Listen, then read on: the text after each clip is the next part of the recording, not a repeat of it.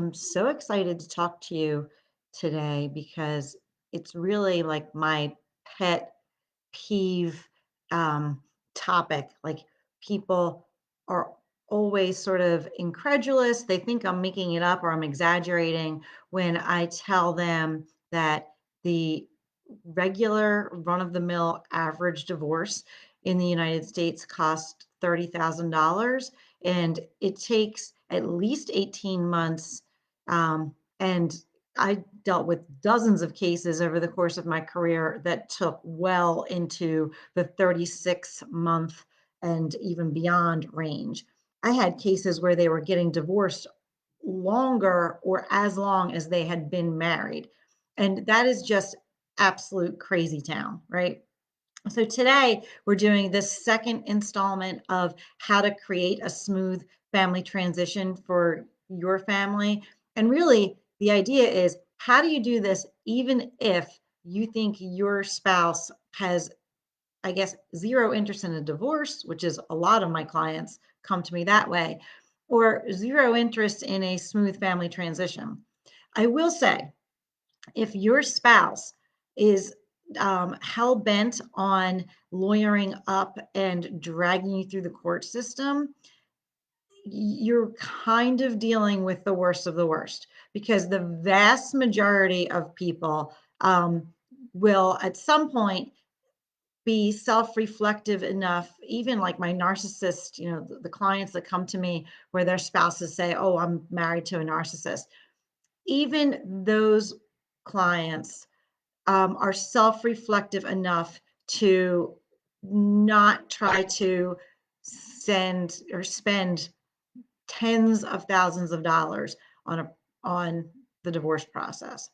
In my personal case, that sort of wasn't how it went. It didn't cost me tens of thousands of dollars because I knew what I was doing. But my husband, my ex-husband continued to want to like get the validation of each step of the process. Um, what you find though, and I hope none of you ever have to be in that position. It's like what you'll find is that even if that person wins in court, they're still out tens of thousands of dollars. Like there's no upside really, because even if you win every penny that you were fighting for, or even if the judge like slaps your spouse on the wrist and says that was bad, don't do that again, like it costs you thousands and thousands of dollars. So you've got to be really in a pretty strong financial position to like have your desire to torture your spouse override your personal financial interests. So I always tell clients, like, I know it's hard at the beginning sometimes to get to a headspace where you can step out of your anger, but your lawyer, even if you were talking to a traditional divorce attorney, they should be saying to you, there is no such thing as revenge or validation in the traditional court process. They look at your life as a business transaction, so they don't care.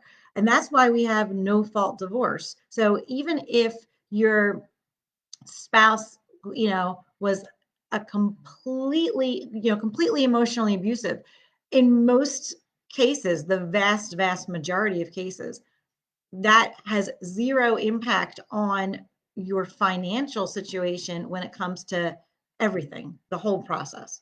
Um, and so my clients who come to me like really for individual coaching because I help people who are dealing with that sort of divorce, they come to me, it's too late. Um, they have to start like flipping that around for themselves and saying, you know what? Every time they drag me through this, it's just proving to me that I'm doing the right thing. It relieves you of all guilt or stress or shame. And, that's like the silver lining gift of it. But let's assume that you've got a really straightforward, my husband and I are not in that situation. We do want to move forward pretty amicably. And but we are unsure or insecure about mediation. So we think we both better get lawyers. So the question becomes, why, even in that circumstance, does your divorce take typically 18 months and typically cost $30,000? And, if you're thinking like, what does this have to do with a smooth family transition? You kind of need to see the contrast, right? The traditional model is going to, in my opinion, be anything but smooth because it requires you guys to both go out and hire lawyers. And we're going to like walk through this step by step to paint this picture. Last week we ended with you guys, me saying you need to try to avoid lawyers. Why it gets expensive so fast is this. You guys both go out and hire a lawyer. You tell your lawyer at the outset, like, we want this to go smoothly. We don't intend to fight. Okay. Your lawyer is going to say, hey, no problem. I need $3,500 or $5,000. And in some places, and actually, I think it's getting to be more typical now that it's actually like $7,000 or $7,500 that they want just to say you're a client. And your spouse has to do the exact same thing. And now you're out, conservatively $10,000 to $15,000 as a family off the bat, and like literally nothing has happened yet. Okay, so your lawyer hires you, or you hire your lawyer. He's got some ethical obligations to protect himself and to be able to prove to the outside world that he is arduously protecting your interest. He's got some things that he's got to do to make sure he's complying with all of the court procedure and all of the court rules at the beginning of your case. And there's lots of them. And so he's going to start what the lawyers call papering the file. He's going to send a letter to the other lawyer. He's going to request all sorts of documents that are probably either completely irrelevant because that you know what you have, right? When you go to get divorced. Most cases, again, the vast majority of families know what their assets are before they go to start divorce proceedings, especially if you've been married a long time. Every once in a while, I'll have a kind of a stay-at-home mom come to me who just like took a back seat. Even that though, okay, for the most part, but your lawyer has an ethical obligation to make your spouse prove it. And so they are going to exchange requests for a lot of unnecessary financial documentation. 5 years of credit card statements, 5 years of bank statements, 5 years of tax returns. I mean, it's mind-boggling. So let's say your spouse complies, like you guys exchange all of this stuff that you already had sitting in the office at the house.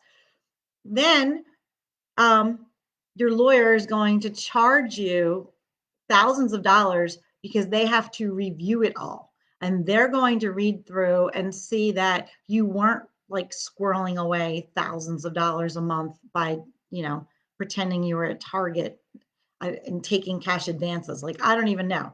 In 25 years of doing this, I mean, I might be stretching it to say I've had 2 cases where we really thought that one of the spouses was hiding significant amounts of money. And even if you think that's the case, it's got to be like significant dollars to make it worth the effort of chasing it down. Okay.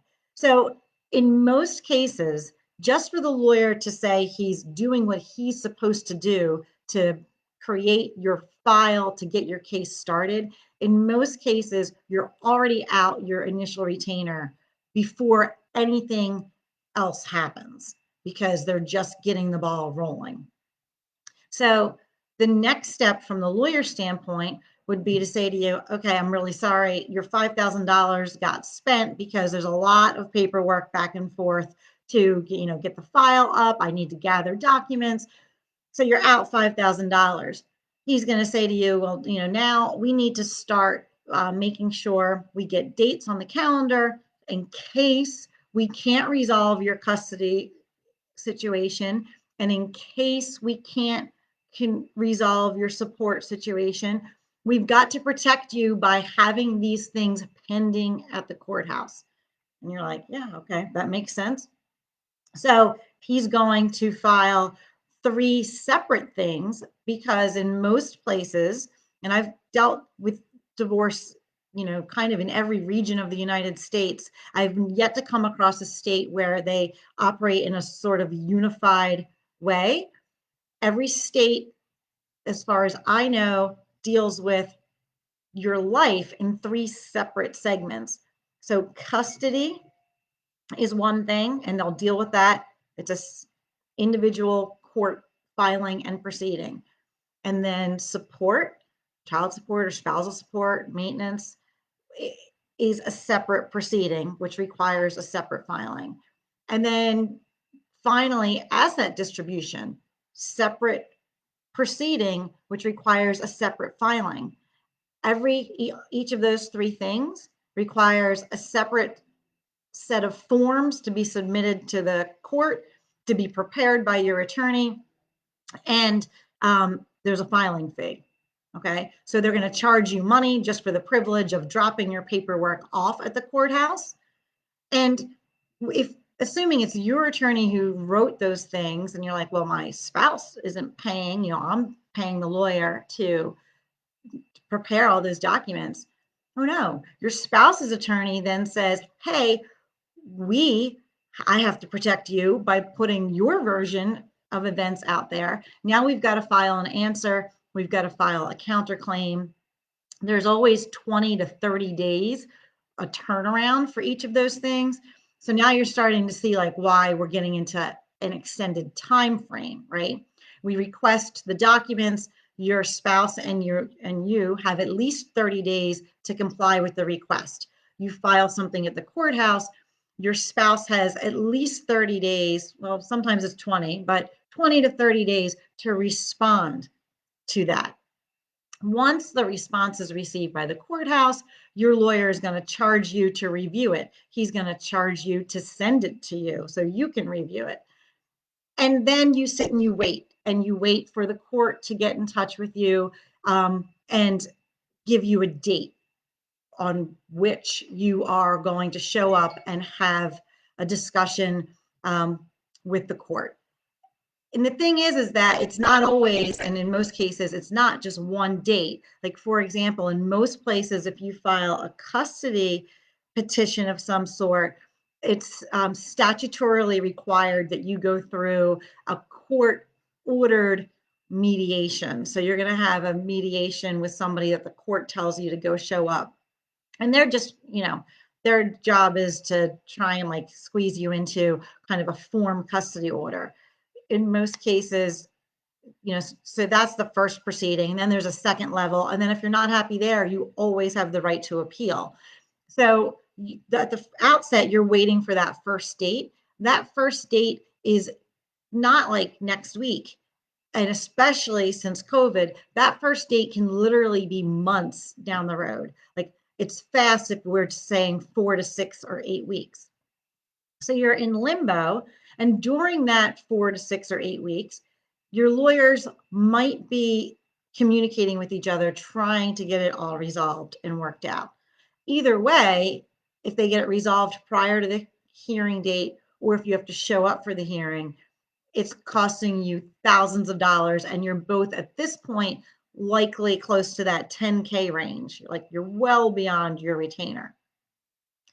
And then the final like nail in the coffin, which always, it makes me laugh. Like people don't think about it. You assume you're going to pay the $5,000 and things are going to start happening.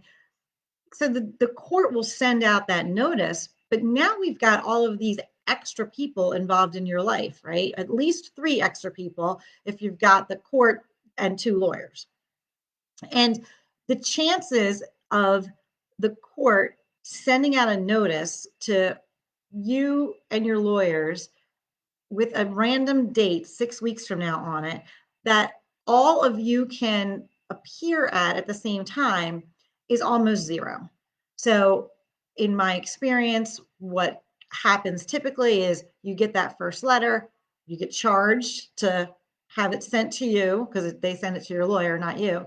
You get charged, then you have to call your lawyer and say, like, hey, I have a really important work meeting or I'm going to be out of town. And you get charged.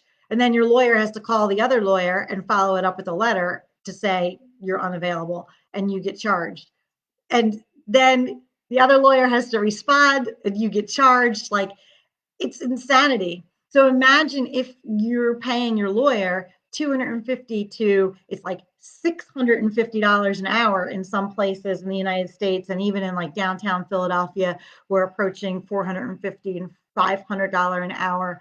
Divorce attorneys, um, just saying you can't make it could cost you easily $1,000.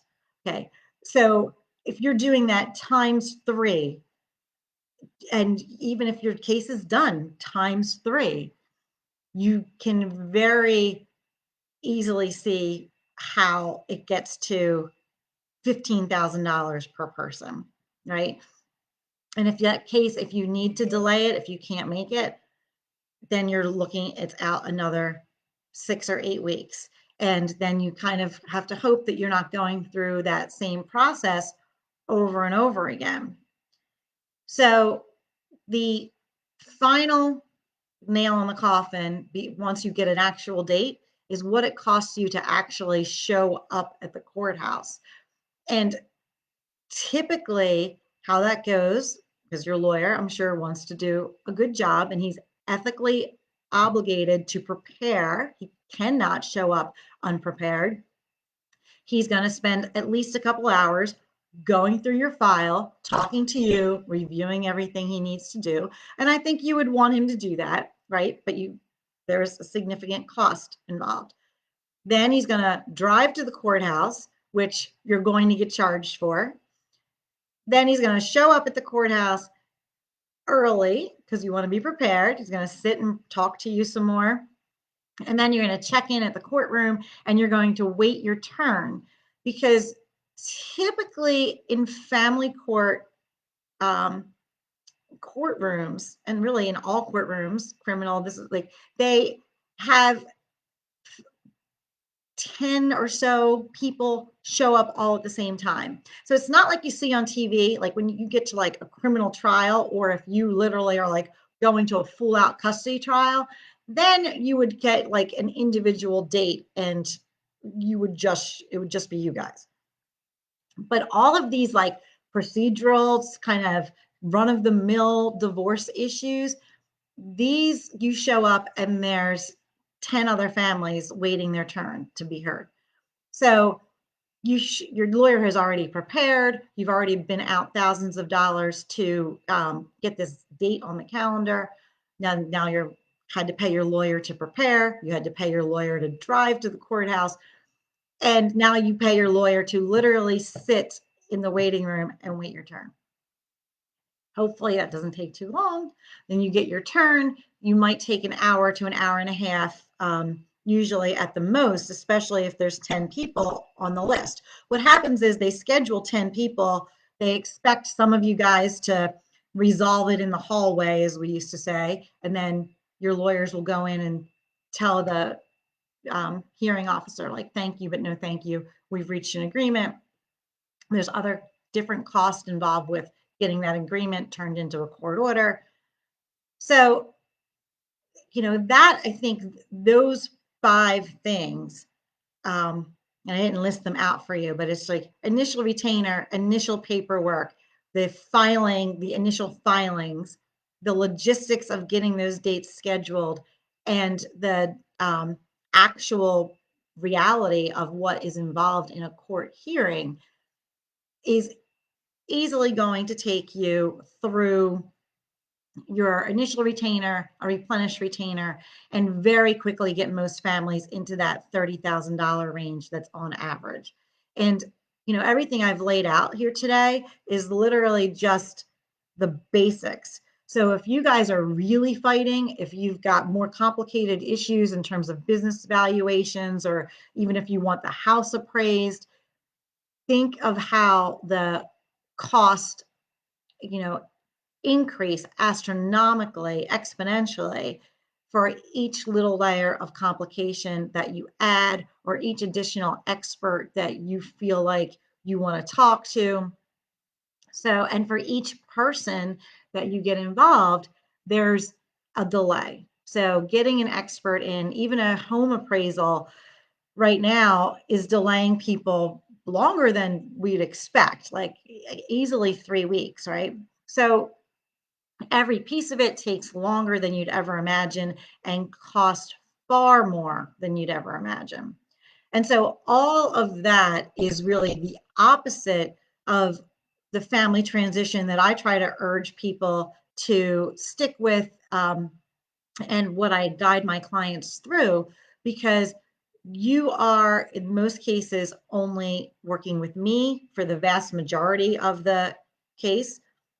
Sometimes at the end, you might want to bring in someone else to review something before you sign it, but it's an incredibly streamlined approach where you're not wasting money on filing fees. You're not wasting money on scheduling logistics or going back and forth between all of these people.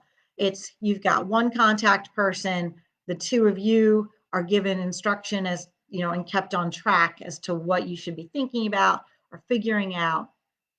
And because we do it that way, it is much faster. You know, my program is designed to take 6 months. Some people get done a little bit after, some people want to move faster, but 6 months is plenty of time for you to really have an agreement framework, if not the entire agreement, done, when you're not waiting for needless court delays or your lawyer to get back from the south of France or whatever. Okay. So it's also incredibly cheaper because you're cutting out all of those other people, you're cutting out those delays and working with one individual. So just by removing the stress and the anxiety of dealing with the expense of the lawyer, dealing with the anxiety, not and the nerves, it's the waiting for the date to show up, knowing you have it hanging over your head. Most people get incredibly uncomfortable and incredibly nervous having to deal with a court in any way. And so you dealing with just the realities of how a typical average divorce would go prevents you from at all feeling like you're having a smooth transition. You're literally stuck in anxiety and fear and probably on the verge of being like potentially homicidally angry that you're in this position in the first place. And so, you know, just in summary, because I went a little bit longer than I intended today, you know, the second most important thing about creating a smooth family transition is really trying to make sure you keep control of your process, understanding that hemorrhaging money is not in anyone's interest. And that even if you decided to hemorrhage the money, you're not going to get the financial or the emotional satisfaction you expect by going through the traditional process. So I think that's going to wrap up our second installment today. I'll put a link in the comments if anybody wants to schedule a call to talk about this in greater detail. I can kind of walk through with you the difference more specifically between, you know, a mediation or coaching type process, like what I do, versus the traditional divorce process. And you'll hopefully feel in a, you know, more confident position to be able to evaluate your options and what might be best for your family moving forward. So let me know if you have any questions, and I'll catch you guys next week. We are going to talk about, you know, how and why this works, even if your spouse you felt like was emotionally abusive, or you're having other communication issues, which you all are, if or you wouldn't be feeling like you needed a divorce. But really, how to build the confidence to be able to have a smooth family transition if right now you feel like your communication is too far gone. So we'll transition to that next week. All right, everyone, have a great one. Talk to you soon.